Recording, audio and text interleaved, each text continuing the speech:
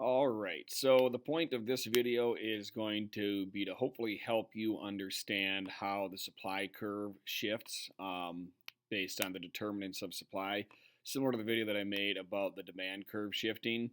So the supply curve, just like the demand curve, if a price changes, so if you have the price for a product change, you're just going to move to a new point on the same curve. There are factors, though, that will cause the entire curve to shift left or right, increasing or decreasing your supply at every possible price. And the ones that we'll cover are the price of inputs, the number of firms in an industry, taxes or subsidies, and technology. So the first one is price of inputs. So your inputs are your land, your labor, and your capital, your factors of production. So your natural resources, your human resources, and your capital goods, everything that goes into producing any product or service. So in this graph, we have our supply of computers. So let's say that we are starting on the blue line. So our middle curve, and let me pull up my highlighter again here in case I want to draw anything for you. So we were talking about the price of inputs. So one of the inputs for a computer is microchip. So a microchip processor goes into the computer, it makes it work. As those things progress, they tend to go down in price, so you can get them cheaper. So high quality microprocessors are cheaper now than they used to be. So as those prices go down, that's an input of your computer. As those decrease, you're going to shift to the right because you can buy your microchip processors cheaper now, so you can assemble your computers cheaper. So since you're able to assemble them for less money, you're willing to produce more of them because there's more profit to be made at every possible price. So let's say that on the blue curve where we started, the going rate for computer is $2,000. There were 30,000 being supplied, so 30,000 being produced. Now with these new lower prices for processors, now there's going to be 40,000 that are going to be produced if the price is still $2,000. So the other thing that could happen, so if we shift to the right, let's say that our supply is capped at 30,000. We don't have the capability to produce any more. With the curve shifting to the right, the other thing that could happen is that your price could just decrease because we're still making the same profit we were making, but now we can sell them for $1,500 instead of $2,000, and we'll still supply 30,000 because we're still making good profit. The opposite is also true. So another input for production of computers is human labor. So let's say that the workers at our factory go on strike. They're demanding higher wages. So let's say that we have to start paying our workers more money. That's going to cause our curve to shift to the left because it's now going to be more expensive for us to produce our computers, which means that less are going to be produced at every possible price. So if the going rate is still $2,000, now at $2,000, we're only wanting to supply 20,000 because there's less money to be made. If the supply needs to stay at 30,000, then the price also needs to go up. So in order for us to continue producing 30,000, or for the number of computers being produced to stay at 30,000, the price would have to increase to 2,500 because we're now paying our workers more money, and that's taking away some of our profits. The next determinant of supply is the number of firms in the industry.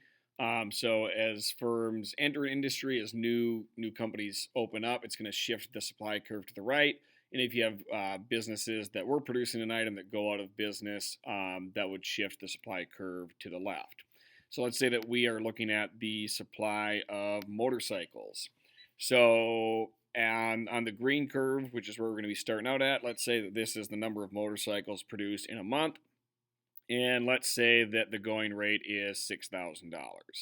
So at $6,000, we have 2,000 motorcycles being produced this month. Let's say a new firm opens up. So Soderstrom Industries starts producing motorcycles. That's going to shift our supply curve to the right because you're going to have more motorcycles produced at every possible price. So in this example, if we shift to the right, if the price is still $6,000, then our production is going to increase to 3,000. The other thing that could happen is this could cause your prices to drop. So if there's not enough demand to meet this increased supply, what's going to happen is the supply curve is still shifted out to the right, but the price is going to drop to 4,000, which is going to bring your overall production back down to that 2,000 level we were at before. And then, of course, the opposite is true if a firm goes out of business. So let's say that Harley Davidson goes bankrupt. They stop producing motorcycles. That will shift your curve to the left. And again, if we were at this starting point producing $2,000 a month at $6,000 for the price, once after we shift to the left, now only 1,000 are going to be produced at $6,000 a piece. And again, the thing that could happen here too with your supply curve shifting to the left is the price might end up increasing. So if demand is still 2,000, to get your supply up to that point, the price is going to have to increase to 8,000. Another determinant of supply is taxes and subsidies. So if the government imposes or increases taxes on production of a certain item, it's going to decrease the supply. If they offer subsidies or tax breaks, it's going to increase the supply. So let's talk about snowmobiles. I'll get the price right here. So now let's say that we're on the green curve, and let's say that at this mark, which again it's 7,000, between 6 and 8,000 here, at $7,000 per snowmobile, there are 1,500 being produced this month in the United States. Let's say that the government comes along and the government says, hey, snowmobiles are bad for the environment. They're emitting greenhouse gases, carbon. They're destroying, they're destroying trees as people drive their snowmobiles over them. Whatever reason, let's say the government doesn't like snowmobiles, so they want to discourage production of snowmobiles. So they raise taxes on snowmobile producers. That's going to shift the curve to the left. So now at every possible price, there were going to be fewer snowmobiles produced. So if the price is still $7,000, now there's only going to be 1,000 snowmobiles produced this month. If we wanted to get back to production of 1,500 where we were, the price would have to increase to 8,000. And of course, the opposite is also true. The government sometimes offers tax breaks or subsidies to industries that are producing things that they want to promote. So, for example, maybe green energy. If the government wants to promote green energy, they might offer subsidies and tax breaks to solar panel producers. So what that happens is it shifts the curve to the right for those products, because now more are going to be produced at every possible price, because with the tax breaks or with the government subsidies, it makes production cheaper for producers. So the last one we'll talk about then is technology. And basically anytime that you have an improvement in technology, it's going to increase your production at every possible price, shifting your supply curve to the right. So let's say that we're talking about automobiles. So here we're looking at the supply of automobiles. Let's say this is production per day in the United States. So at $20,000, so if the price for a new automobile, talking a base model automobile here probably is $20,000. Let's say that in the United States, each day 300 are produced.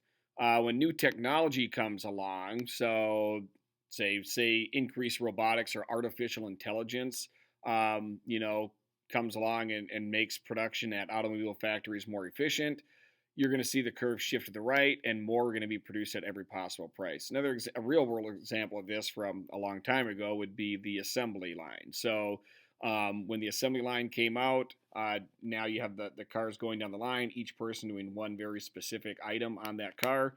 That was new technology at the time. It shifted the curve to the right. It increased your automobile production at every possible price. And then the effect was it brought the price down. Because again, what automobile producers can do as this curve shifts to the right, at some point they're not going to be able to, maybe they can't produce 400 a day. Maybe that's above their production capacity. But what could happen is they could continue producing 300, but the price could just come down, making it more affordable for more consumers. And we don't usually talk about a decrease in technology because technology tends to increase over time. But if something were to happen, say, a nuclear war knocks out the electric grid, or a solar flare takes down the internet or something, If for some reason we were to lose technology that we currently have, it would shift the curve to the left, decreasing your production at every possible price. Hopefully that helps you a little bit with the supply curves, the shifting supply curves. If you do have any questions, feel free to get a hold of me, and hopefully I can help clear it up.